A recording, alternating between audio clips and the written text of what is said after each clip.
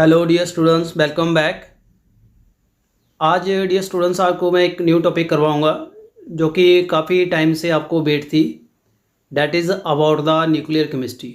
सो nuclear chemistry का जो topic है वेरी वेरी इंपॉर्टेंट टॉपिक है और ये मास्टर कैडर के सिलेबस में दिया हुआ है और भी कॉम्पिटिटिव एग्ज़ाम में आ जाता है। तो आज हम डिटेल में इसको करेंगे, इस टॉपिक को, एंड मैं उम्मीद करता हूँ आपको ये वेल अंडरस्टूड हो जाएगा from my this video discussion. तो चलिए हम अभी शुरू करते हैं न्यूक्लियर केमिस्ट्री। तो यहाँ जो चैप्टर है उसमें लिखा है nuclear and radio chemistry. Radio activity and nuclear की जो प्रॉपर्टी हैं they are interrelated, that's why it is given name. तो चलिए अभी हम स्टार्ट करते हैं। फर्स्ट यहाँ पे हम देखेंगे constitution of the nucleus. Nucleus जो है किसका बना हुआ है। एग्जिस्टेंस ऑफ द न्यूक्लियस, जो न्यूक्लियस की डिस्कवरी थी स्टूडेंट, उसको रदरफोर्ड ने प्रूव किया था। अपना अल्फा स्कैटरिंग एक्सपेरिमेंट आपने पढ़ा होगा +1 में। एंड उसने कहा था हार्ड डेंस कोर होती है in the centre of atom, उसको न्यूक्लियस कहा। उसका रेडियस था 10⁻⁻13 सेंटीमीटर और डेंसिटी थी 10⁻50 gram per centimetre cube, about 10⁻12 time that of the lead. इससे इसकी कंपैरेटिव किया गया। अगर न्यूक्लियस की बात करूं तो उसमें 2 बेसिक एलिमेंट्री पार्टिकल होते हैं। न्यूक्लियस में आपको पता ही है 2 पार्टिकल्स होते हैं, उसको न्यूक्लियॉन कहते हैं, दोनों को, प्रोटॉन एंड न्यूट्रॉन। हाउएवर अब देखा गया है कि डिफरेंट पार्टिकल्स होते हैं जो प्रोड्यूस होते हैं ड्यूरिंग द न्यूक्लियर रिएक्शन। जब न्यूक्लियर की रिएक्टिविटी होती है, चाहे फिशन रिएक्शन है चाहे फ्यूज़न रिएक्शन है, तभी ये बनते हैं। तो ये अभी तक जो है 20 तरह के डिस्कवर हो चुके हैं। So the oppositely charge counterpart of the elementary और फंडामेंटल पार्टिकल, इनको एंटी पार्टिकल कहते हैं, जो जब रेडियो एक्टिविटी होती तभी निकलते हैं, वैसे ये ऑब्जर्व नहीं होते। तो यहाँ पे लिस्ट बनाई हुई है इनकी और इनका सिंबल दिया हुआ है, जैसे photon, electron, neutrino, muon, neutrino, टैन, pion, kaon, eta meson, proton, neutron, lambda hyperon, sigma hyperon, XI hyperon और ओमेगा हाइप्रोन। तो ये नाम है इनके, टेक्निकल्स नेम है, इनके सिंबल दिए हुए हैं। उसके बाद इनके आप यहाँ देख सकते हो मास क्या है और स्पिन क्या है। तो ये इसके जो वेरियस एट्रीब्यूट्स हैं आपको यहाँ शो हो जाएंगे और इनके ऊपर चार्ज क्या होता है। जिसके ऊपर 0 लिखा है इसका मीन क्या है, वो न्यूट्रल है, ठीक है। सो बेसिक इसकी जो देख सकते हो, हार्डोन, बेरोन, मियोन, लैप्टोन, ये इसकी फंडामेंटल क्लासिफिकेशन है। तो आप यहाँ इसको ओवरव्यू कर सकते हो। यानी कहने का मीनिंग है बेसिकली जो न्यूक्लियस है उसमें प्रोटॉन और न्यूट्रॉन होते हैं, बट जो रेडियो एक्टिविटी जब हो जाती है तो ये पार्टिकल्स बन जाते हैं। आगे नेक्स्ट देखते हैं। सम इम्पॉर्टेंट एलिमेंट्री पार्टिकल आपको दिए हुए हैं, जैसे इलेक्ट्रॉन, प्रोटॉन, न्यूट्रॉन, न्यूट्रिनो, मीजोन, पॉजिस्ट्रॉन। इनके ऊपर ज़्यादा डिस्कवरी करते हैं, बाकियों को हम नेगलेक्ट कर देते हैं क्योंकि इतना ज़्यादा बुक में लिखना, इतनी कैलकुलेशन में ये काम नहीं आते। ज़्यादा सिग्निफिकेंस इन पार्टिकल्स की है। ऑलमोस्ट ये 6 पार्टिकल्स यहाँ दिए हुए हैं, इनके सिंबल देख लीजिए, मास देख लीजिए, चार्ज क्या है और डिस्कवरी किसने की थी। तो ये भी क्वेश्चन आ जाता है, न्यूट्रिनो की डिस्कवरी किसने की थी, मेजॉन की, पॉजिट्रॉन की, प्रोटॉन की। तो यहाँ आप इसको नोट कर लीजिए। नेक्स्ट सम इम्पॉर्टेंट पॉइंट्स हैं। पार्टिकल जैसे मीजोन है, पॉजिट्रॉन है, न्यूट्रिनो है, etcetera, about 20 in number are created by stress in nucleus but do not exist as component of nucleus। तो दोबारा फिर आ गया, ये जो 20 पार्टिकल्स मैं पीछे आपको बता चुका हूँ, ये बेसिकली इनका कोई अपना एग्जिस्टेंस नहीं होता। नॉर्मल जब न्यूक्लियस है कोई रिएक्शन नहीं हो रही, जब न्यूक्लियस स्टेबल है तब ये अपीयर नहीं होंगे, बट जब न्यूक्लियस अनस्टेबल हो जाता है तभी ये अपीयर होते हैं। आगे बात आती है न्यूक्लियोइड। ये टर्म भी बहुत इंपॉर्टेंट है। न्यूक्लियोइड एक स्पीसीज होती है atom, characterised by composition of its nucleus. यानी एक एटम ही कह सकते हैं इसको, उसकी जो कंपोजिशन है न्यूक्लियस की वो एक पर्टिकुलर टाइप की होती है। डिफरेंट न्यूक्लियोइड जैसे आइसोटोप हो गए, आइसोबार हो गए, आइसोटोन, न्यूक्लियर आइसोमर और आइसोबारिक आइसोटोप। यानी जिनका न्यूक्लियस जो अनस्टेबल होता है उसको हम न्यूक्लियोइड कहते हैं। एंड न्यूक्लियर रेडियस जो R है एंड न्यूक्लियर जो मास है मास को ए से शो करते हैं, उसको रिलेशन किया गया है with R equal to R naught A1/3। यह आर नोट एक रेंज दी हुई है 1.3 10⁻⁻13 centimetre to 1.5 10⁻⁻30 centimetre. So the radius जो है न्यूक्लियस का रेंज करता है 1.10⁻⁻13 सेंटीमीटर और प्रोटॉन का 6.5 10⁻⁻13 सेंटीमीटर फॉर द हैवीएस्ट। तो ये इनकी रेंज है, आर नोट एक रेंज सेट की हुई है। नेक्स्ट फोर्थ पॉइंट देखिए, जो न्यूक्लियर रेडियस है तो उनको फर्मी में यूनिट होता है, फर्मी में 10⁻⁻13 और 10⁻⁻15 मीटर। अगर जो न्यूक्लियस है उसको यूम करें स्फेरिकल, अगर मैं न्यूक्लियस को स्फेरिकल माने तो वॉल्यूम ऑफ न्यूक्लियस क्या आएगा 4π3πr3, ये आपको पता ही है। एंड 1.5 10⁻⁻38 सेंटीमीटर क्यूब, ये इसका अप्रॉक्सीमेट वैल्यू आ रही है इसके वॉल्यूम की। एज अ मास प्रोटॉन का कितना होता है 1.6 10⁻⁻24 ग्राम। सो डेंसिटी क्या आ जाएगी मास अपॉन वॉल्यूम, तो इससे हम इसकी डेंसिटी कर सकते हैं। सो कहने का क्या मीनिंग है, ये जो बेसिक से पॉइंट्स हैं ये काफ़ी इसको इफ़ेक्ट करते हैं इसकी स्टेबिलिटी को। सो ये न्यूक्लाइड जो है पर्टिकुलर न्यूक्लियर स्पीसीज है with specific atomic number and mass number.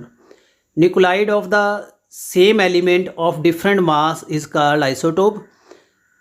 पता ही आपको, जिसका एटॉमिक नंबर सेम होता है बट मास नंबर डिफर करता है। यानी मास क्यों डिफर करेगा, मास होता है प्रोटॉन प्लस न्यूट्रॉन, जिसमें न्यूट्रॉन का नंबर डिफर हो जाता है।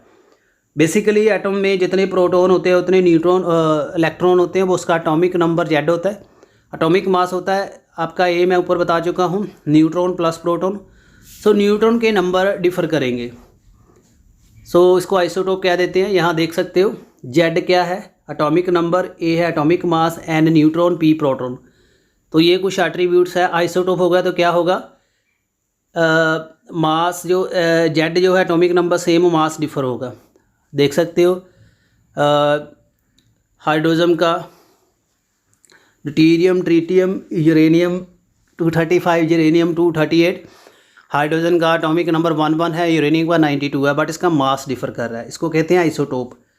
आइसोबार, ये मैं ऑलरेडी आपने पढ़े होंगे क्लासेस में, आपकी रिवीजन के लिए, क्योंकि यहाँ ये चीज़ें आती हैं इसलिए ये ज़रूरी है डिस्कस करना।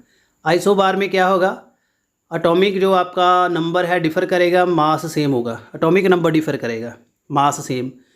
जैसे एक्टीनियम एंड रेडियम 228 है, मास नंबर एटॉमिक नंबर इसका 88 है, इसका 89 है, और आपका थोरियम का 90 आ रहा है, मास सेम है। इसको आइसोबार कहते हैं।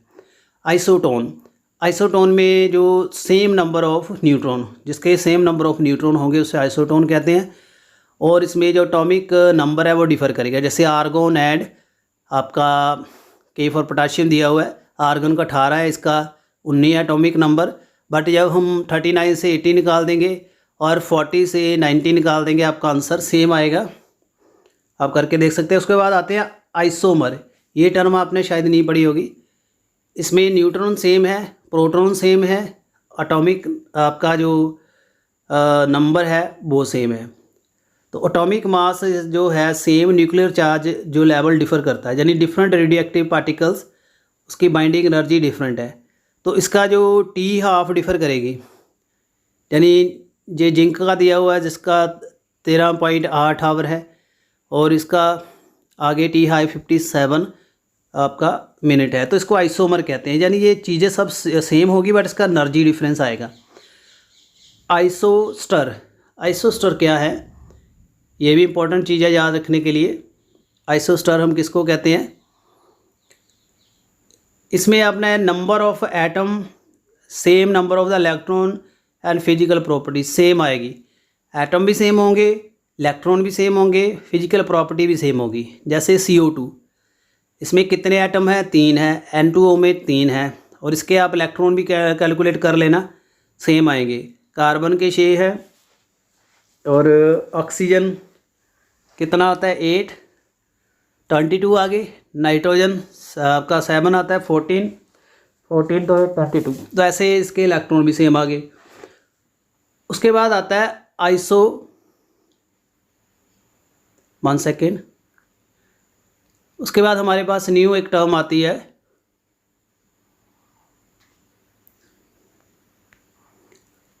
That is the आइसोडाइफर। आइसोडाइफर क्या है, इनमें N-P जो रेशो सेम आएगी, न्यूट्रॉन एंड प्रोटॉन का डिफरेंस सेम आएगा। तो ये कुछ पॉइंट थे, आई होप आपने नोट कर लिए होंगे। So molecule having the same number of atom and same number of electron, उसको कहते हैं आइसोस्टर। और atom having the same difference in the neutron and proton और same isotope number is called isodiapher. So nuclide and its decay product after alpha mission are isodiapher. Isodiapher कब बनते हैं, जब उसकी अल्फा डिके होती है।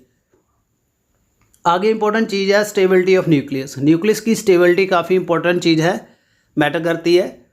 Stability जो nucleus की है, होएवर इन्फ्लुएंस बाय 3 इंपॉर्टेंट फैक्टर। यानी न्यूक्लियस की स्टेबिलिटी को कौन फैक्ट करता है, सबसे पहले आता है मास डिफेक्ट। ये देखा गया है, मास डिफेक्ट की बात करता हूँ, that a mass loss take place in the formation of nucleus. जब न्यूक्लियस बनता है, इसमें न्यूट्रॉन प्रोटॉन इकट्ठे हो जाते हैं, तो उसका मास कम हो जाता है। एक्चुअल मास ऑफ जो न्यूक्लियस है always found to be less sum of mass of the constituent particle. यानी नॉर्मल जो न्यूक्लियस है उसका मास हमेशा न्यूट्रॉन एंड प्रोटॉन से कम ही आता है। जितना ये डिफेक्ट ज़्यादा होगा उतना वो स्टेबल होगा, यानी डिफरेंस ज़्यादा आना चाहिए। उसके बाद आती है BE और द बाइंडिंग एनर्जी। ये अमाउंट ऑफ एनर्जी है जो कि लॉस्ट होती है इन the formation of nuclide from its nucleon. Nuclide से जब न्यूक्लियन बनते हैं उसको हम क्या कह देते हैं, बाइंडिंग एनर्जी। और मास डिफेक्ट आपको पता है होता ही है। सो एनर्जी लॉस्ट जो है corresponding to mass defect delta M आएगी। सो वैल्यू इसकी Einstein equation equal to mc² से कैलकुलेट हो सकती है। mc² आ गया, मास आप पुट कर दो यहाँ पे, और c आपको पता है वेलोसिटी ऑफ लाइट, तो ऐसे आप पुट करते हो। ये आती है आपकी वैल्यू 931.65 मिली वोल्ट। तो ये इतनी आपकी वैल्यू आती है। So for calculating the binding energy आपको ये जो फैक्टर आपका आया 931.65, इसको आपने क्या करना है, मल्टीप्लाई कर देना मास डिफेक्ट से। In order to calculate binding energy per nucleon करनी है तो आपको एटॉमिक नंबर को मास नंबर को डिवाइड करना पड़ेगा। न्यूक्लियन आपको पता ही है ना, न्यूट्रॉन प्लस प्रोटॉन, तो टोटल न्यूक्लियन आ गए। अगर ना एक न्यूक्लियन की करनी है तो मास से डिवाइड कर दोगे बाइंडिंग एनर्जी को। अगर आपने कैलकुलेट करनी है तो मास डिफेक्ट से मल्टीप्लाई कर दोगे 931.65 इस फैक्टर को। तो ये आपके लिए इंपॉर्टेंट चीज़ है। More the binding energy per nucleon जितनी बाइंडिंग एनर्जी की वैल्यू आएगी, मोर इज़ द स्टेबिलिटी, उतना स्टेबल होगा। Average binding energy of most of the nuclei is nearly 8 milli volt होती है। जैसे आयरन की बात करें, उसकी मैक्सिमम बाइंडिंग एनर्जी 8.79 है and it is the most stable nuclide. तो जितनी बाइंडिंग एनर्जी की वैल्यू होगी 8 आपकी एवरेज मान के चलते हैं, सभी की ऑलमोस्ट इतनी होती है। तो जितनी होगी उतना वो स्टेबल होगा। तो आपने क्या याद रखना है इसके लिए, बाइंडिंग एनर्जी से रिगार्डेड जो बाइंडिंग एनर्जी है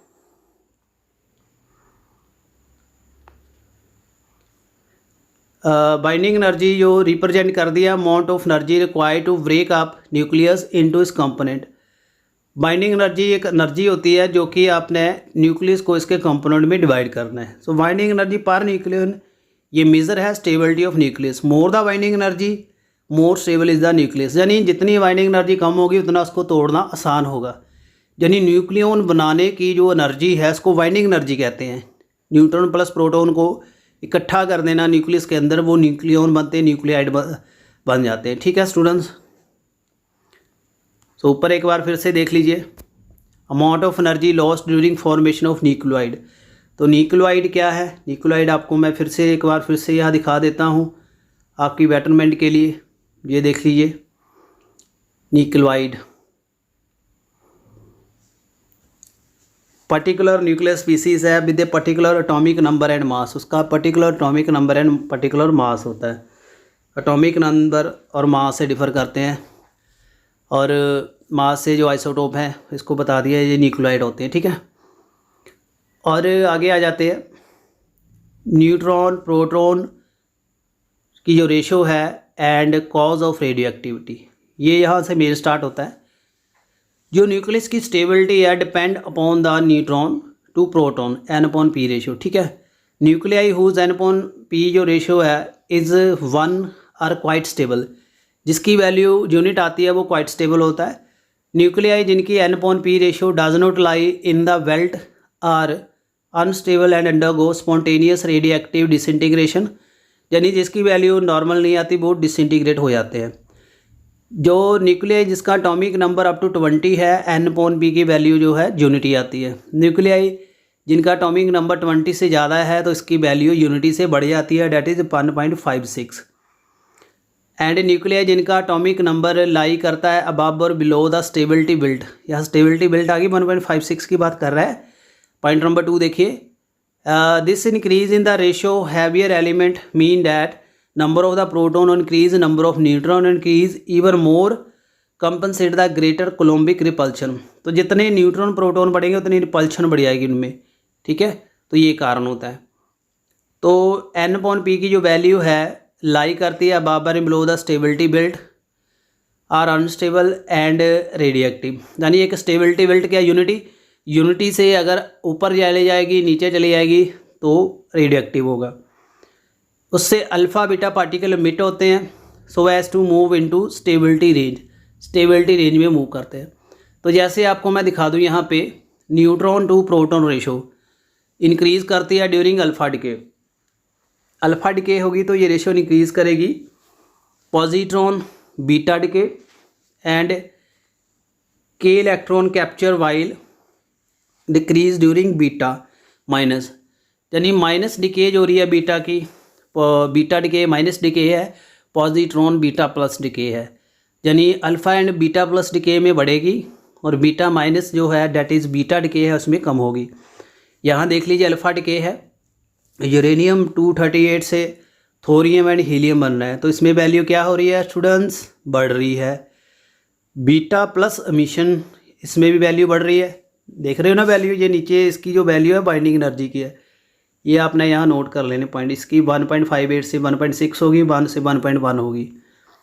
आगे आइए, यहाँ देखिए के इलेक्ट्रॉन कैप्चर, एक्सरे हो रहा है यहाँ पे, इलेक्ट्रॉन कैप्चर अगर है तो यहाँ क्या हो गया 1.375 से 1.48, ये भी बढ़ी है बीटा प्लस में, और इसमें वैल्यू थोड़ी कम हो गई है, ठीक है, 78 से 48 होगी। तो ऐसे डिके में बढ़ती भी है, के डिके में कम होती है। अल्फ़ा एंड पॉजिट्रॉन डिके में बढ़ेगी, बीटा मिशन में कम होगी, के एंड बीटा डिके। आगे आ जाते हैं nuclear force. Since the radii of the nucleus very small, nucleus का रेडियस काफ़ी स्मॉल होता है, so there is a large number of the proton present in the nucleus, काफ़ी प्रोटॉन प्रेजेंट है, रिपेल करते हैं ईच अदर को with electrostatic force about 6 ton. Nuclear force are assume to be responsible for existence of such large number of proton, nuclear force इन proton को exist करके रखते हैं। These are short range attractive force and a different from the electrostatic force, ये short range forces होते हैं। These rise due to proton neutron, neutron proton and proton neutron extraction, यानी neutron आपको पता ही है न्यूट्रल है, उससे प्रोटोन की अट्रैक्शन बढ़ सकती है, और न्यूट्रॉन न्यूट्रॉन को अट्रैक्ट कर सकता है क्योंकि न्यूट्रल है, प्रोटोन प्रोटोन अट्रैक्शन भी हो सकती है some time. Meson theory of nuclear force, meson theory क्या है, Yukawa who ever explain scientist थे stability of nucleus due to existence of meson.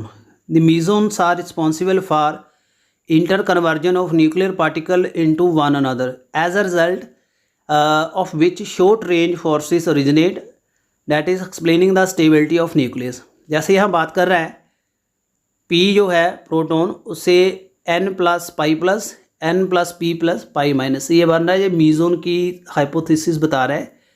क्या बताता है यहाँ पे, so the transformation of the neutron to proton and vice versa are first order action in stable nuclei.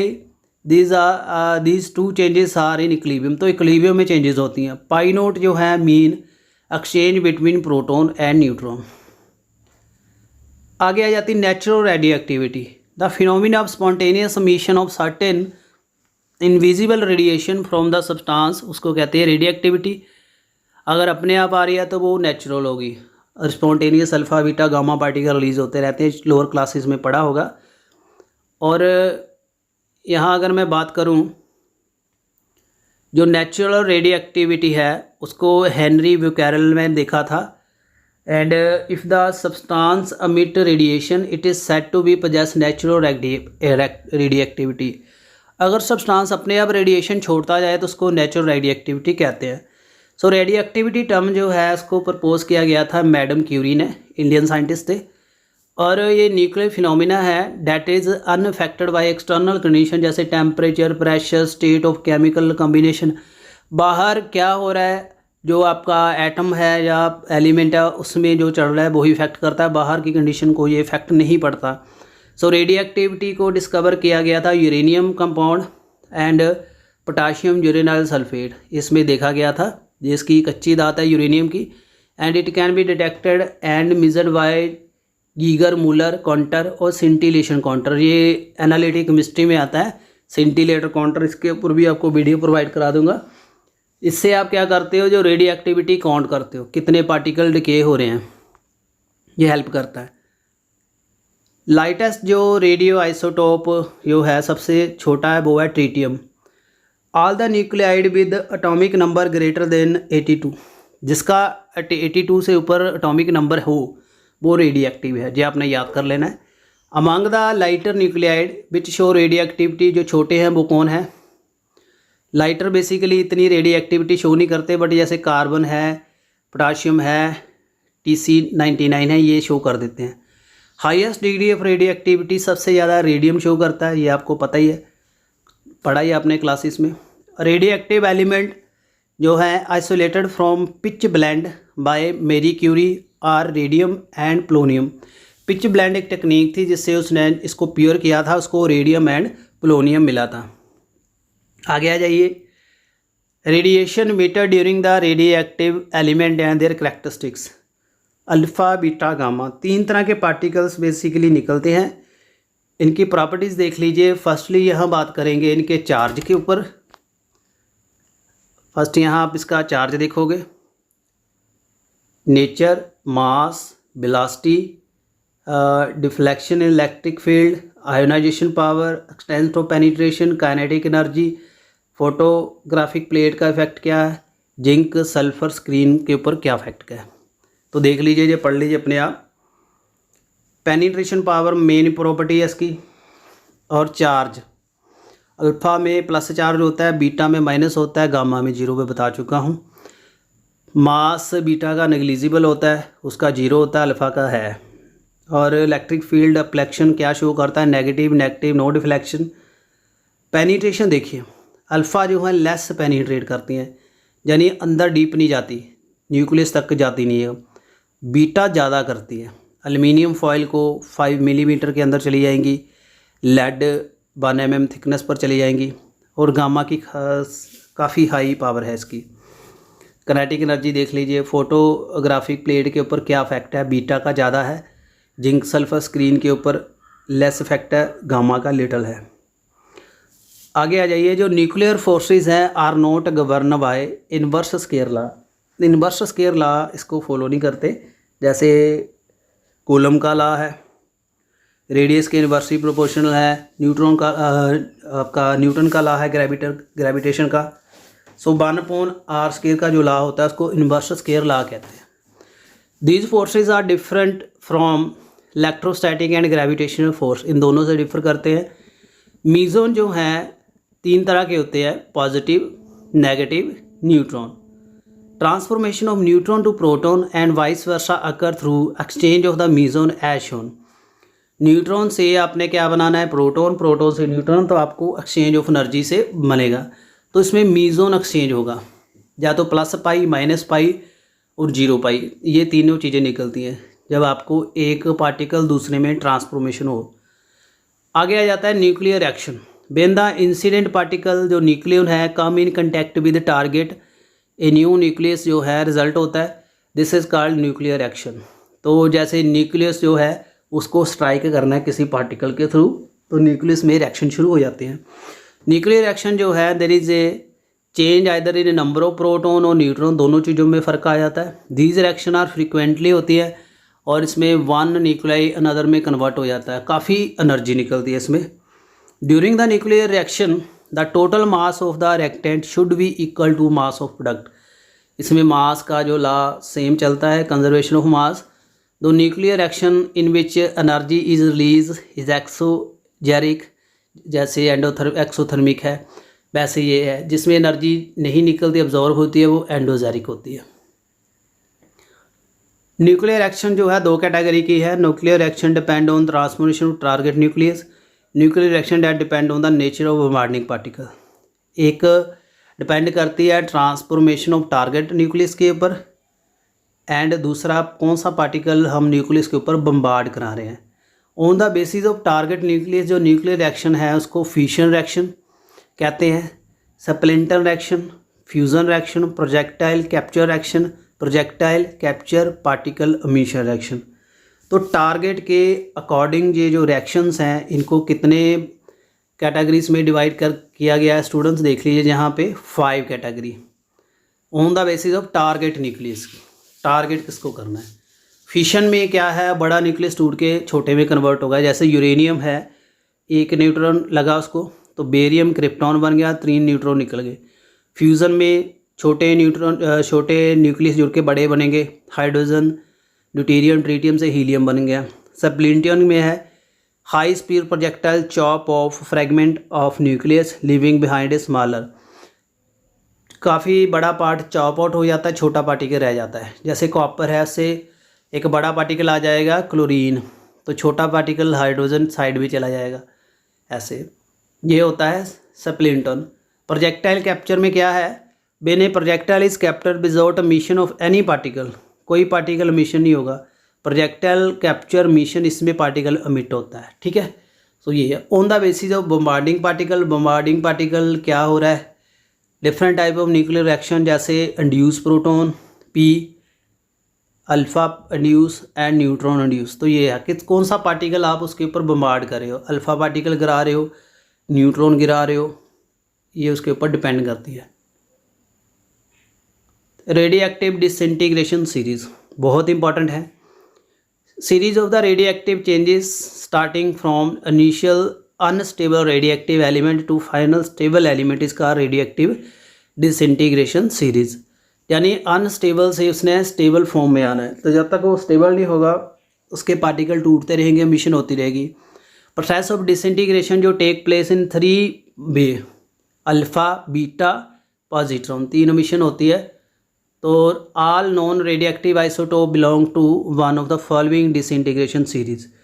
तो radio active element की यहाँ series बनाई हुई है, थोरियम से लेड, नेपच्यूनियम से Bi, यूरेनियम से लेड, एक्टीनियम से लेड। तो value of bond bold n of the initial element of the last element, तो n की वैल्यू क्या आती है। सीरीज़ को हम कह देते हैं 4n, 4n+1, 4n+2, 4n+3, 4 series होती हैं ये डिसइंटीग्रेशन सीरीज़। नेपच्यूनियम सीरीज़ जो है can also start from Pu241 from uranium 237। Thorium series जो है ये अमिट करती है 6 alpha 4 beta particle. Uranium series देती है 8 अल्फ़ा 6 बीटा, एक्टीनियम देती है 7 बीटा 4 बीटा। बहुत इंपॉर्टेंट चीज़ें हैं ये याद रखने के लिए स्टूडेंट्स, इसको साथ साथ लिखते जाइए। ज़रूरी नहीं है मैं यहाँ हर बार आपको समझाऊँ कि आपने क्या याद रखना है। It is your sole duty to remember all the points.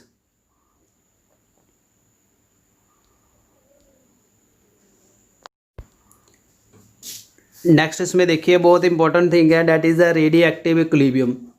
जैसे नॉर्मल इक्विलिब्रियम चलता है, physical equilibrium, chemical and ionic, ऐसे रेडियो एक्टिव में ही होता है। इक्विलिब्रियम आपको समझा दिया है, समझ आ जाएगा।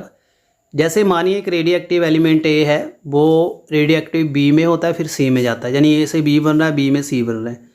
सो ए जो है लार्ज है वाइल बी जो है स्मॉल है। तो rate of disintegration of A into B very high while that of B to C low, यानी पहले आपको पता है ए ज़्यादा बी कम बन रहा है, उससे सी और कम बनेगा। ए टू बी रेट ज़्यादा होगा, बी टू सी कम होगा।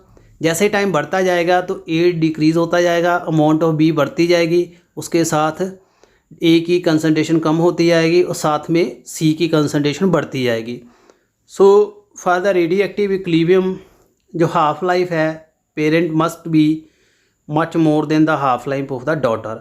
डॉटर होते हैं जो बन रहे हैं, यानी जो पेरेंट आपके पास क्या बना, ए से बी और बी से सी, ये डॉटर है।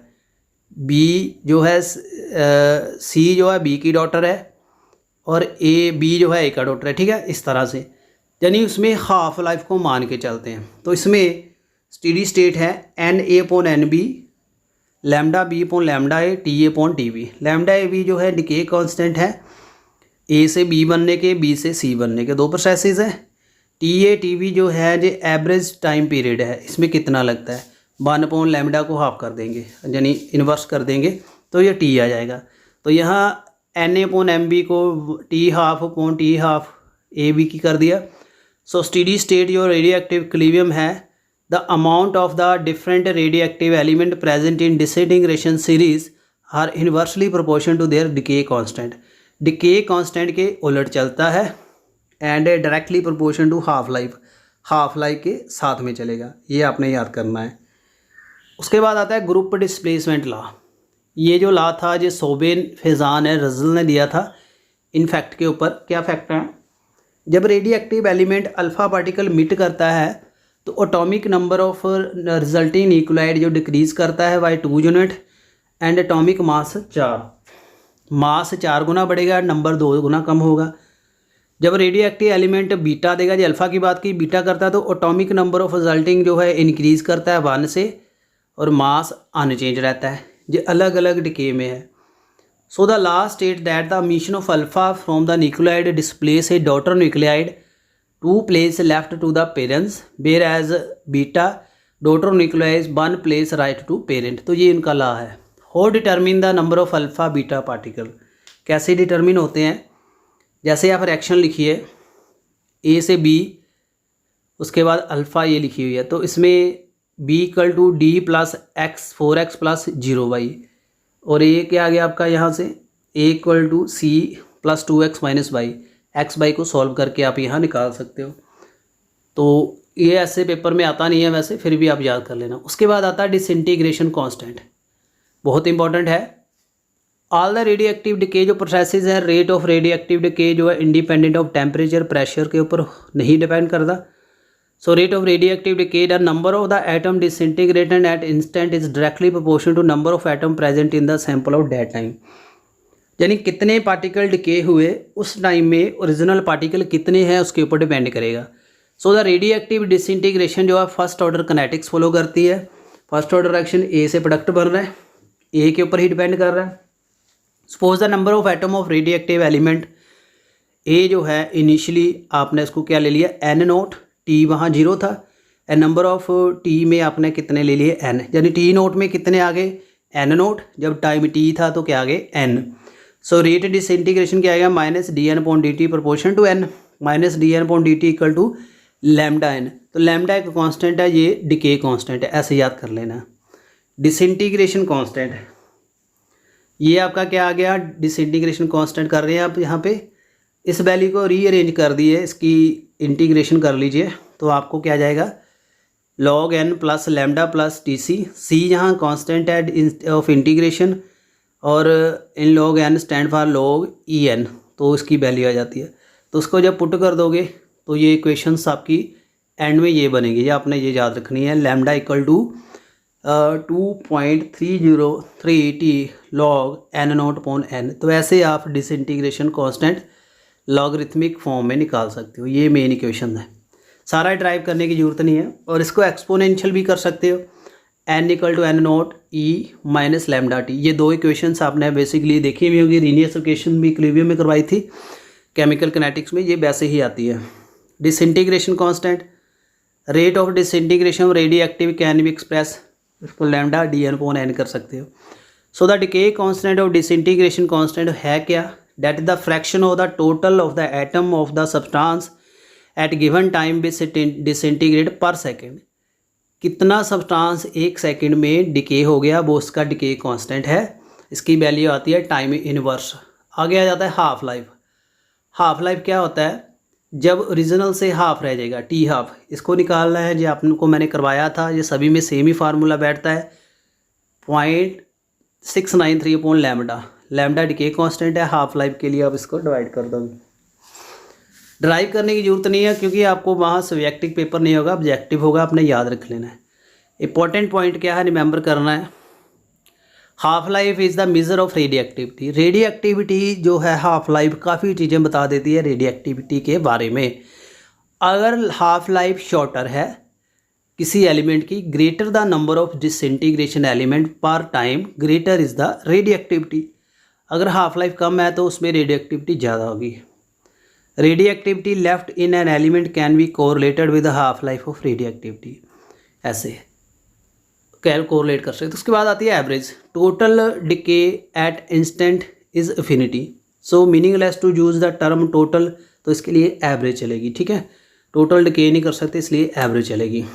तो एवरेज लाइफ में टो वर्ड यूज़ होता है, तो इसमें 1/λ टी हाफ को आप 0.693 से डिवाइड कर दोगे, ये आपकी एवरेज आ जाएगी। ऐसे आपने निकाल लेनी है, टी हाफ को डिवाइड कर देना है रेसिप्रोकल करके। आगे आइए, यूनिट्स बहुत इंपॉर्टेंट है स्टूडेंट। ये थोड़ा ट्यूटोरियल लेंथी है, आई होप आप इसमें पूरा कोऑपरेट करोगे। तो काफ़ी चीज़ें आपको समझाने वाली थी इसलिए डिटेल में करवा रहा हूँ। रेडियोएक्टिव के ये ऐसा यूनिट वोकैरल है जो करते हैं 1 डिसइंटीग्रेशन पर सेकेंड, डीपीएस इसको कहते हैं, डिसइंटीग्रेशन पर सेकेंड उसको कहते हैं वोकैरल। अर्लियर यूनिट इसके क्वेरी थे, that defined as the amount of any radioactive material which gives 3.7 10 decay per second 1 gram में, तो वो ऐसे आ जाता था। 1 क्वेरी में 3.7 10 वोकैरल आ जाएगा, ऐसे कर सकते हो। ठीक है, तो रदरफोर्ड भी यूनिट है यहाँ, इसको चेंज कर दिया है। एक रदरफोर्ड आपका आता है 10⁶ डिसइंटीग्रेशन पर सेकेंड और 10⁶ वोकैरल। जी आपने कन्वर्जन याद कर लेनी है, 3 यूनिट है इसके। उसके बाद आता है न्यूक्लियर एक्शन। न्यूक्लियर एक्शन जो हैं प्रोसीड करती हैं change in the composition of nuclear resulting in formation of atom और न्यू एलिमेंट बनना है। तो रूल्स क्या है राइटिंग न्यूक्लियर एक्शन, इसमें आपने सिंबल लिखना है, nuclide and projectile left and product form on right आपने लिख देने। ठीक है, बैलेंस करना है इसमें, इलेक्ट्रॉन एंड प्रोटॉन बैलेंस करने हैं। बेस ऑन द नेचर आपने वहाँ लिखना है जो अल्फ़ा है बीटा है। ठीक है, nuclear action and chemical action में क्या डिफरेंस है पढ़ सकते हो, बताने की ज़रूरत नहीं है। केमिकल एक्शंस आपको काफ़ी टॉपिक करवा चुका हूँ, रेडॉक्स रिएक्शन करवा दिया है, बेसिक कंसेप्ट ऑफ केमिस्ट्री करवा दिया है, केमिकल काइनेटिक्स एंड इक्विलिब्रियम आप वहाँ से समझ सकते हो इसको। आर्टिफिशियल रेडियोएक्टिविटी और इंड्यूस्ड, आर्टिफिशियल भी रेडियोएक्टिविटी हो जाती है, जैसे एरिन क्यूरी एंड उसके हस्बैंड थे एफ जोएलोट। आर्टिफिशियल डिसइंटीग्रेशन एक स्टेबल न्यूक्लियस प्रोड्यूस करती है रेडियोएक्टिव आइसोटोप बनाने के लिए, जैसे हीलियम एल्यूमिनियम से आपका बन गया फास्फोरस, फास्फोरस से सिलिकॉन। जो P30 है एक पॉजिट्रॉन मीटर है, not found in natural phosphorus में नहीं है, इट इज़ आर्टिफिशियल न्यूक्लियोइड है जो डिके करता है to form silicon 30 stable non radioactive nucleoid, जिन नॉन रेडियोएक्टिव बनता है। ये फिनोमिना है in which a new radioactive isotope of non element is prepared from non radioactive, इसको कहेंगे इंड्यूस्ड। जो वैसे है नहीं है रेडियोएक्टिव बट वो रेडियोएक्टिव चीज़ें बना देता है, तो उसको हम क्या कहते हैं इंड्यूस्ड। डिफरेंस पढ़ लीजिए आर्टिफिशियल एंड इंड्यूस में, पूछा जा सकता है, आपकी नॉलेज के लिए है पॉइंट्स। अच्छे नोट्स हैं इसलिए आपके लिए सॉर्ट आउट किए। आर्टिफिशियल ट्रांसम्यूटेशन ऑफ एलिमेंट है क्या ये, transmutation of element into another by bombarding with high energy particle is term and artificial transmutation, एक पार्टिकल दूसरे में कन्वर्ट करना। 1919 में रदरफोर्ड ने देखा था that is the long range proton are produce then first alpha particle are pass through nitrogen gas why, इस तरह से देखा। सो दिस ट्रांसफॉर्मेशन को उसने देखा था nitrogen alpha plus proton oxygenate 17।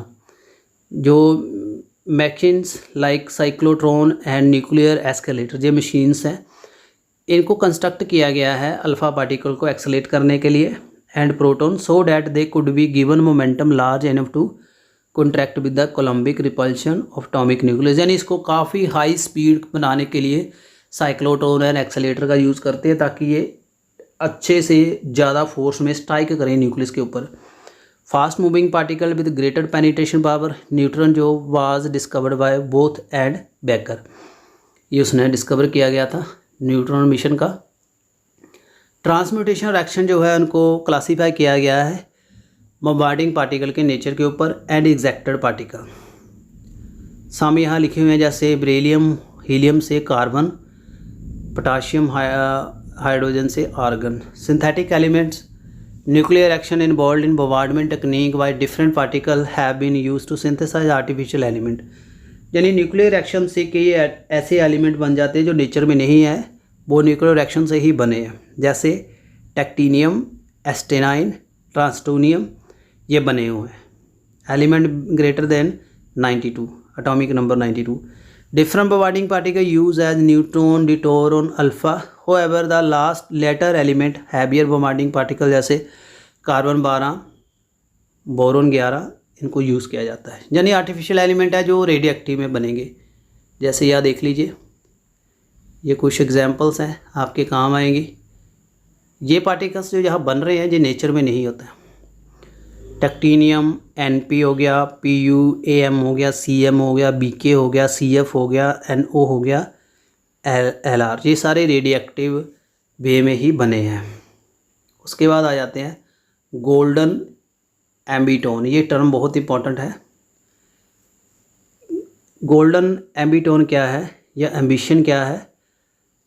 ये it has been ambition of alchemist to prepare gold from metal like lead. It is possible by artificial transmutation. However, gold so obtained is radioactive and many time more expensive. यानी artificially gold बनाना radio active से, normal से नहीं, transmutation करवाते हैं तब ये बनता है, लेड से गोल्ड बन जाता है। इसको गोल्ड एम्बिटेशन या एम्बिशन कहते हैं। आगे आइए न्यूक्लियर फिशन। न्यूक्लियर फिशन को देखा गया था ओटो हैन एंड स्ट्रासमान। इसमें यूरेनियम 235 को हिट किया गया by slow moving neutron. It split into number of fragment, जो एनर्जी भी रिलीज़ हुई थी। तो ये इसी को एटम बम भी कह देते हैं। यूरेनियम 235 का यूज़ किया गया था। इसमें हैवी जो पार्टिकल्स हैं स्मॉल में कन्वर्ट होते हैं। 2 और 3 न्यूट्रॉन प्रोड्यूस होते हैं। इसमें large quantity of energy release होती है एंड मास चेंज होता है। Large fission product radioactive are subsequently release beta particle और other radiations. Amount of energy release in each step of chain reaction depend on the loss of mass. कितना mass loss हुआ तो energy निकलेगी। तो ये लगा सकते हो फार्मूला MC² का। Sum of the release neutron do not participate in chain reaction as these escape from the surface without utilize. So in order to sustain the chain reaction sufficient amount of fissionable material is needed. यानी जो यहाँ neutron बनते हैं कई वैसे escape कर जाते हैं, जो उनको कितना यूज़ करना उसकी एफिशिएंसी बढ़ जाती है। Critical mass minimum amount of the fissionable material that is required to support self sustaining chain reaction. कितना रेडियो एक्टिव चाहिए कम से कम। फॉर एग्जाम्पल जैसे यूरेनियम 235 है, 1 किलो से 100 किलो चाहिए। The mass of fissionable material is greater than the critical mass, referred to supercritical mass. Whereas the mass of the smaller than the critical mass, इसको सब क्रिटिकल कहते हैं। यानी कई क्रिटिकल से ज़्यादा चाहिए होता है उसको सुपर कहते हैं, कहीं को कम चाहिए होता वो सब होता है। एटॉमिक बम, जो प्रिंसिपल ऑफ एटॉमिक बम था वो फिशन रिएक्शन के ऊपर ही था। And the size of fissionable material uranium 235 और प्लूटोनियम 239 इसमें यूज़ होता है। न्यूक्लियर रिएक्टर डिवाइस है जिसमें फिशन रिएक्शन को एक कंट्रोल्ड वे में किया जाता है एनर्जी प्रोड्यूस करने के लिए। इसमें फ्यूल रोड होती है, कंट्रोल रोड होती है, मॉडरेटर, कूलेंट, प्रोटेक्टिव शील्ड। ये 10th क्लास में आपने स्टूडेंट पढ़ा होगा, इतना डिटेल में जाने की ज़रूरत नहीं है। सिंपल ये एनर्जी का यूज़ करवाता है। रिसर्च इंडिया में क्या कहाँ होती है रेडियो एक्टिव के? पूर्णिमा, Zarina, Dhruva, कीरियस, अस्प्रा eight Bhabha atomic research centre, वार्क, बॉम्बे में है ये सेंटर है कुछ। उसके बाद आते हैं power station. Tarapur atomic power station Maharashtra में है।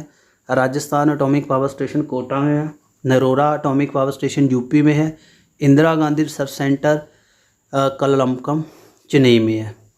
ये याद कर लेना, पेपर में आ जाते हैं। ब्रीडर रिएक्टर यूरेनियम 235 का आइसोटोप है जिसको यूज़ किया जाता है as fuel in nuclear reaction.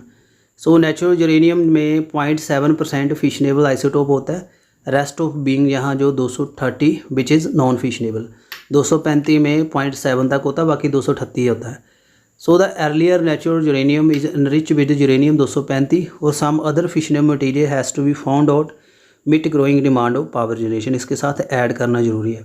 सो उसमें जो प्लूटोनियम 239 है, uranium 233 have been found be other fissionable material. They are produce by bombardment of naturally occurring uranium 238 and thorium 232। इनसे ये इनके ऊपर न्यूट्रॉन स्ट्राइक करके ये बने हैं, plutonium and uranium 233। Such reactor in which the neutron produce from uranium 235 are partially use up for carrying the fission of uranium 235 and partially to produce plutonium. इसको हम ब्रीडर रिएक्टर कहते हैं, यानी कम एफिशिएंट रेडियो एक्टिव मटीरियल से ज़्यादा efficient बनाना, breed कराना। So the conditions of the nuclear fissions are so controlled that out of the 3 neutron emitted by each uranium 235 only one is used for propagating fission reaction। दो यहाँ पे जो हैं being used for producing plutonium and uranium 238 एक controlled way में होती है। so the material which undergo fission इसको कहते हैं fissile, fissionable by bombardment with fast moving neutron। जो fast moving neutron से हो जाता है, अगर वो करना पड़े तो उसको कहते हैं fertile, अगर उसको न्यूट्रॉन की ज़रूरत पड़े। देख सकते हो इसमें reactions. Breeder reactor more fissionable nuclei देता है than it consume. Nuclear fusion, इसमें छोटे जुड़ेंगे, जैसे हाइड्रोजन बम है, हाइड्रोजन से हीलियम बन रहा है। आपके सन में, सूरज में भी यही रिएक्शन होती है। ट्रिटियम आपका लिथियम एक न्यूट्रॉन ऐड करने से बन जाता है। सोर्स ऑफ एनर्जी इन सन, ये बता ही चुका हूँ। ये सन में रिएक्शन चलती है कार्बन हाइड्रोजन से नाइट्रोजन 13, नाइट्रोजन 13 से कार्बन 13, कार्बन 13 से हाइड्रोजन से नाइट्रोजन 14, नाइट्रोजन ऑक्सीजन 15, ऑक्सीजन 15 से नाइट्रोजन 15, कार्बन 16, ऐसे हीलियम बनता है, काफ़ी एनर्जी निकलती है। तो कैलकुलेशन जहाँ जो शो की है वो है 26 मिली वोल्ट। एप्लीकेशन क्या है रेडियो एक्टिविटी की? जियोलॉजिकल डेटिंग में अर्थ की जो चट्टानें हैं, जो नीचे फॉसिल मिलते हैं, वो कितने पुराने हैं उसकी डेटिंग कर सकते हैं हाफ लाइफ से। रेडियो कार्बन डेटिंग, ये भी स्पेसिमन को जज करने के लिए होती है। It is believed that carbon 14 produce in upper atmosphere is cooperated with carbon dioxide which is inhaled by plant and turn consume to animal and human being. So carbon जो है 14 का यूज़ करके आप कार्बन का cycle study कर सकते हो, carbon की एग्जिस्टेंस देख सकते हो। जैसे प्लांट, एनिमल, कार्बन जो साइकिल एग्जिस्ट इन नेचर, तो इसमें बताया हुआ है कन्वर्जन क्या है 5370, इतने साल पुराना साइकिल है ये। Tracer, by adding a small amount of radio active reaction system में trace the source of reaction को पूरा स्टडी करने के लिए हम यूज़ करते हैं, इसको ट्रेसर कहते हैं। ये काफ़ी तरह की रिएक्शन में यूज़फुल है। जैसे ऑक्सीजन रेडियो एक्टिव लेवल किया गया स्टेरिफिकेशन रिएक्शन में, OH from carboxylic acid react with hydrogen, तो इसमें रिएक्शन देख सकते हो। Dynamic nature of chemical equilibrium जो है इसको यूज़ किया गया है इसके लिए। ट्रेसर में आप आपकी बॉडी में कहाँ कोई कैंसर सेल ग्रो कर रहा है उसमें आप कर सकते हो। आपने स्कैन का नाम, पॉजिट्रॉन मिशन स्कैन का नाम सुना होगा, ऑटो रेडियोग्राफी का नाम सुना होगा, ये सारी ट्रेसर टेक्निक है। इन मेडिसिन एंड अदर मेडिसिन में भी आपको इसका यूज़ होता है। ल्यूकीमिया, ब्लड कैंसर में, गोइटर कैंसर के ट्यूमर को ठीक करने के लिए।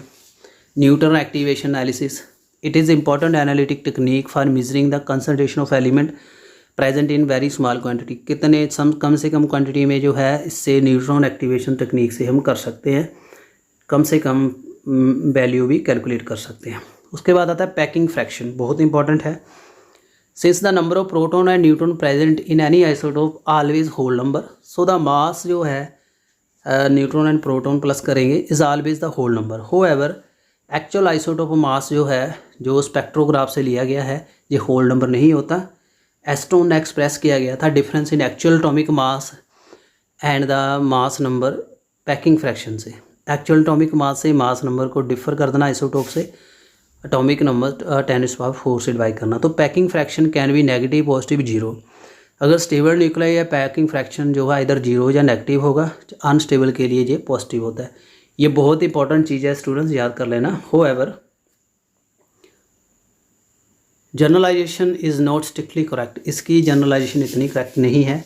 सो packing fraction has a zero value for carbon 12 because actual isotope इसका मास 12 है, जीरो भी आती है, जो बेसिकली ये स्टेबल ही है। Magic number, certain number of the neutron and proton, इसको मैजिक नंबर कहते हैं, ग्रेटर न्यूक्लियर स्टेबिलिटी देते हैं। जैसे मैजिक नंबर है 2, 8, 28, 50, 82, 126, इसकी स्टेबिलिटी काफ़ी है। Eager point out that the nuclide with magic number काफ़ी स्टेबल होते हैं। के इलेक्ट्रॉन कैप्चर और K capture, nuclei with too many proton in which N/P ratio stability belt से नीचे आती है, तो वो स्टेबिलिटी अटेन कर लेते हैं। Sometime way capturing one of their one S और द के शेल, एस शेल के इलेक्ट्रॉन को कैप्चर कर लेंगे। तो in this way the one of the proton change into neutron, so increasing N/P ratio बढ़ती है, तो उसको के कैप्चर कहते हैं। Group displacement law in case of lanthanide and actinide, proper care should be taken while reporting group number. जब आप देखते हो लेंथेनाइड एक्टिनाइड के ग्रुप 3 से alpha particle, group 3 beta particle. So element belonging to lanthanide show है, उसका atomic number 51 से 71 है, जो एक्टिनाइड के हैं 89 से 103 है। Some special type of nuclear radiation क्या है, annihilation radiation, K radiation, bremsstrahlung radiation, ये अदर टाइप की है। जो फर्स्ट जो है ये गामा रेडिएशन है, total 1.02 milli volt emitted positron and electron. K का है from and outer electron orbital take up to valency created in K shell. और ब्रिमस्टेसियम क्या है, braking radiation, they are continuous gamma radiation emitted when beta particles are slow down by interaction with atomic nuclei. Herkin rule, element of the atomic number or the more stable and more abundant than the neighboring element of odd atomic number. So they only expectation to rule that the hydrogen and the element with atomic number more than 84. तो 84 से ज़्यादा जो atomic number होगा वो basically रेडिएक्टिविटी attain करता है। तो even atomic number वाले जो हैं जो मोर स्टेबल हैं ओड से, जिनका एटॉमिक नंबर इवन होता है वो स्टेबल हैं, ये इसका रूल है। ये कुछ फार्मूलाज हैं, याद कर लेना। न्यूक्लियर रेडिएशन रेडियस कैसे निकालते हैं, अल्फ़ा बीटा पार्टिकल कैसे कैलकुलेट करते हैं XY से, डिके डिसइंटीग्रेशन कांस्टेंट के, एन की वैल्यू T½ कैसे कैलकुलेट करोगे, packing fraction, binding energy. So student, this was all about for the nuclear and radiochemistry. I hope you would have enjoyed the tutorial and कैसा video लगा kindly comment करना, और बाकी के video के लिए भी चैनल के साथ बने रहिए। और इसके भी कुछ न्यूमेरिकल्स है जो होपफुली हम जल्दी इनको भी कवर करेंगे। तो thank you very much dear students, ऐसे ही चैनल के साथ बने रहिए for more and more wonderful video. Thank you.